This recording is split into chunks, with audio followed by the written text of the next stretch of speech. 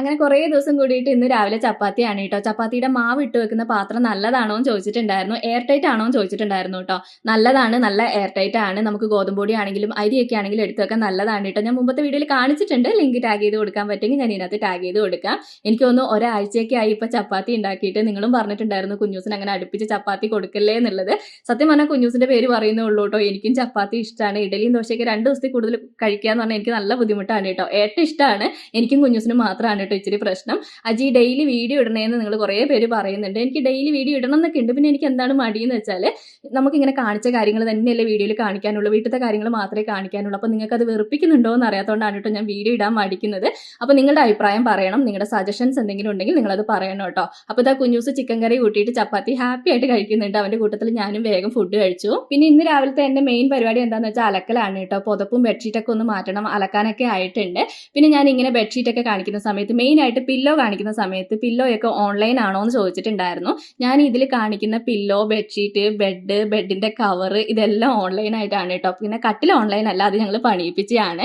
അപ്പോൾ എല്ലാവരും ലിങ്ക് ചോദിക്കലുണ്ട്. പില്ലോയൊക്കെ നല്ല ക്വാളിറ്റി ഉണ്ട് കേട്ടോ. പിന്നെ ബെഡിന്റെ കവറില്ലേ, പ്രൊട്ടക്ടർ നല്ലതാണ്, എനിക്ക് ഭയങ്കര ഇഷ്ടമുണ്ട്. കാണാനും നല്ല ഭംഗിയാണ്, ബെഡിനെ പ്രൊട്ടക്ട് ചെയ്യാൻ നല്ലതാണ് കേട്ടോ.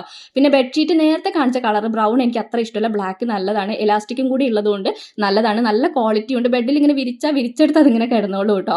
പിന്നെ നേരത്തെ ഞാൻ പ്രൊട്ടക്ടർ പറഞ്ഞില്ലേ, അതിന്റെ മെറൂൺ കളറാണ് കേട്ടോ ഇതും കാണാൻ നല്ല ഭംഗിയാണ്, നല്ല ക്വാളിറ്റി ഉണ്ട്. അപ്പം ഞാൻ ഈ കാണിച്ചിരിക്കുന്ന സാധനങ്ങളുടെ ലിങ്ക് എൻ്റെ അടുത്ത് ഉണ്ടെങ്കിൽ ടാഗ് ചെയ്ത് കൊടുക്കാൻ പറ്റുമെങ്കിൽ ഞാൻ ടാഗ് ചെയ്ത് കൊടുക്കാം. നിങ്ങൾ കയറി ചെക്ക് ചെയ്ത് നോക്കിയാൽ മതി.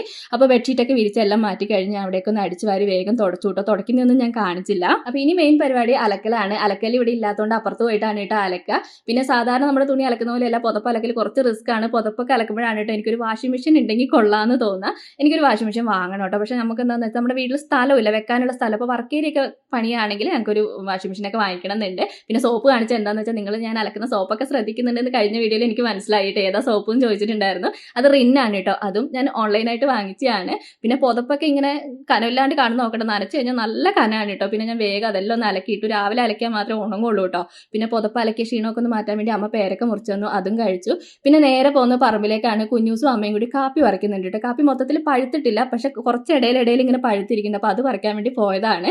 കുഞ്ഞൂസിനാണ് ഈ പറമ്പിൽ പോയാൽ നല്ല സന്തോഷമാണ് കേട്ടോ. പിന്നെ നിങ്ങൾക്ക് അറിയാലോ, വയനാട്ടിൽ ഇപ്പോൾ കടുവ പേടി അങ്ങനത്തെ കാര്യങ്ങളൊക്കെ ഉണ്ട്. ഇവിടെയും നല്ല പേടിയുണ്ട് കേട്ടോ ഞങ്ങൾക്ക്. അതുകൊണ്ട് അമ്മയാണ് സാധാരണ കാപ്പി പറിക്കാൻ വേണ്ടി വരിക. അപ്പോൾ അമ്മേനെ ഒറ്റയ്ക്ക് വിടണ്ടല്ലോ എന്ന് വെച്ചിട്ടാണ് കേട്ടോ ഞങ്ങളും കൂടെ വന്നിട്ടുള്ളത്. അപ്പോൾ ഒരുവിധം പഴുത്ത കാപ്പികളൊക്കെ ഞങ്ങളിതാ പറിച്ചെടുത്തിട്ടുണ്ട് കേട്ടോ. അപ്പം ഞങ്ങളുടെ രാവിലത്തെ കുറച്ച് കാര്യങ്ങളാണ് കേട്ടോ ഇന്നത്തെ വീഡിയോയിൽ കാണിച്ചത്. പിന്നെ ഇതാ രാത്രി ആയപ്പോഴേക്ക് കരോള് വന്നിട്ടുണ്ട്. അപ്പോൾ നാളെ ക്രിസ്മസ് ആണ്. അപ്പോൾ എല്ലാവർക്കും ഹൃദയം നിറഞ്ഞ ക്രിസ്മസ് ആശംസകൾ.